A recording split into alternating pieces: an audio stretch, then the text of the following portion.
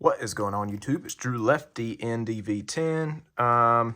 Just gonna show off a PSA order I am preparing.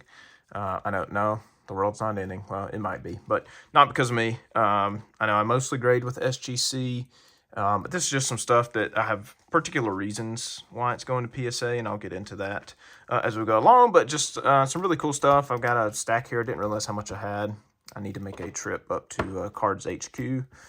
Pretty convenient, like 30 minutes for me. They have a PSA associate on site accepting submissions, so I might do that, I don't know, sometime within the next 6 months. First up, we got a couple of these. These are 1910 E27s. These are, the set name is called Teddy's Trophies. This is a Hartebeest. Each card has an animal. I don't know. I might not grade this. It's got ink on the back. Probably will still, just to get it in the holder. It's an animal that Teddy has killed. 30 cards. Pretty cool. Love Teddy Roosevelt. There's a Hartebeest. This next one's pretty cool. Hyena. Sweet image there. That one's pretty clean. Maybe a 1.5.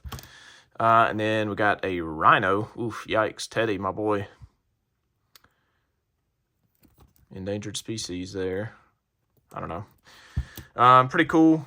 Really just want to get those in a slab. I might do that set. It's pretty fun. Next up, this is a cool one. SGC declined to grade this because they are morons. They said it was too fragile to holder. Dude, I've seen way worse cards than this holdered. I mean, come on, it's just got back loss. It's not that bad. This is a 1900s E17, I believe is what these are. The Allen & Ginter version of this card is just absolutely bananas, bonkers. I expect this to get an A, maybe a 1 if I'm lucky.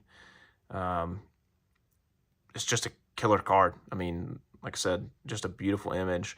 The Ginter one of these, a PSA 2 recently sold for like $700 after tax and shipping. But pretty cool. Bryce Williams Caramel E17, pretty fun one there.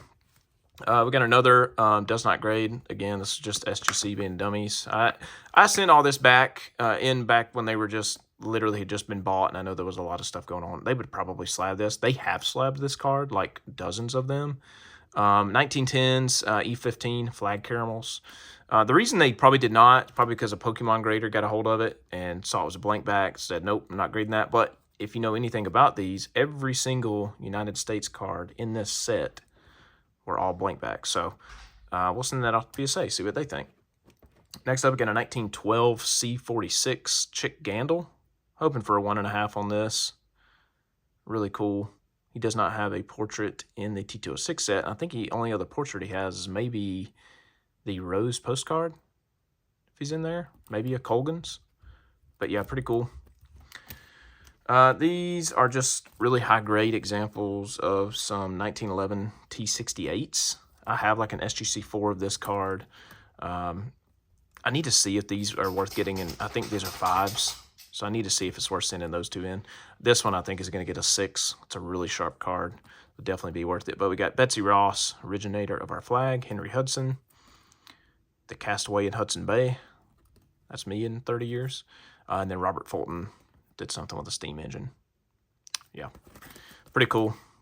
Just some high grade. I'll probably resell these if they get like 5s or 6s at minimum.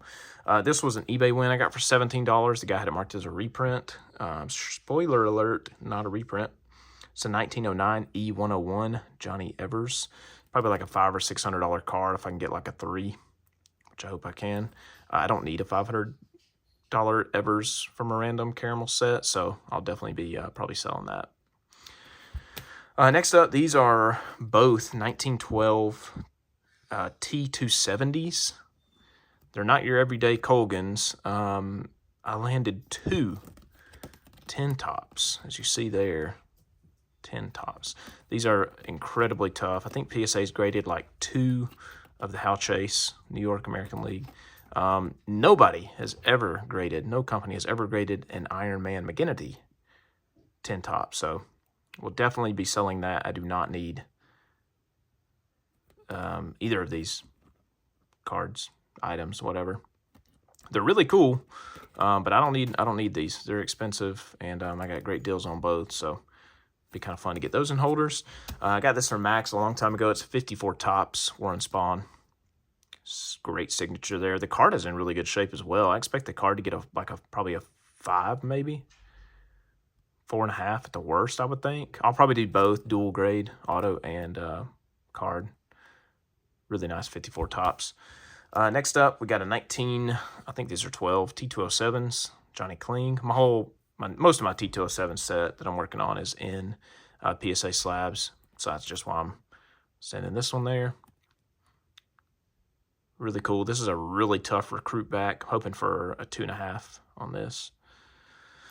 And then the last two, I'm not quite sure. I could send these to SGC. I'm not sure that either company is going to slab this one. I forget what these are like categorized as, like H600 or something, just the anonymous. Basically, there is companies got a hold of these blanks and then just would stamp whatever. Sometimes they would only stamp on the front, which is the case with these Sweet Home soaps.